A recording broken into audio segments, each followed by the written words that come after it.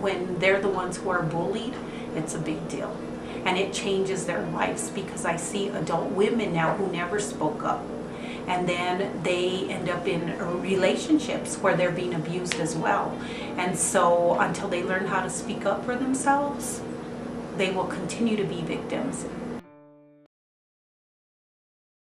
Bullying wasn't as big of an issue as it's become now. I don't think people were as aware of it, or we didn't know how to deal with it. The counselor just made it seem like if it wasn't a big deal, it was just the way it was. She obviously had no clue how to deal with it, and she just acted like if it was just a normal thing and that was it and you'll get over it.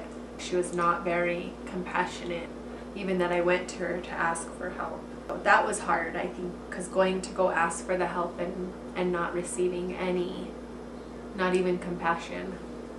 My belief of the situation when I was younger is that we just weren't listened to. I kept it inside, and I think that later turned me into a bully.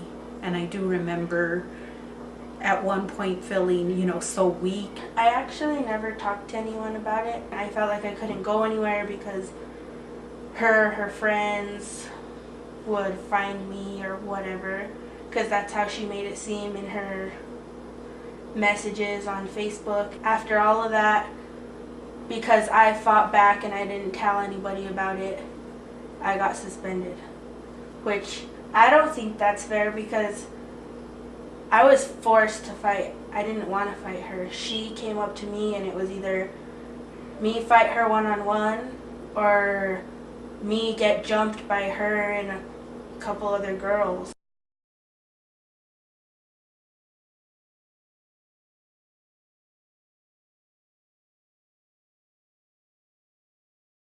Recognize that this child is telling you something, and teach that kid to refuse it. So we kind of put it on them, on the teachers themselves. So the very first person that usually comes in contact with the student is the teacher.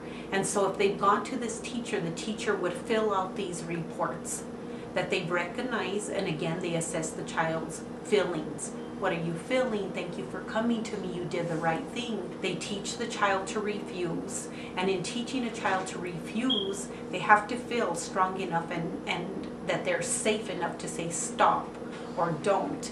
And one thing that I do when I work with kids is tell them, look at that person, sit up straight or stand right at them, look at them and say stop.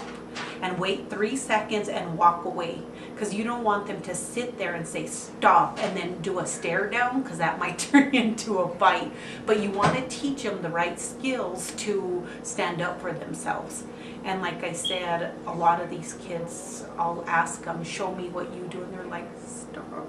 And they look down, or they're like laughing, and really all of that is they're really hurt and they don't know how to do it. So we have to take our time to teach them how to do it. When you see kids turning to gangs and turning to other things, or even bullying, pay attention to those kids, find out what's happening, because usually it's because they don't know what to do with themselves. Thank you.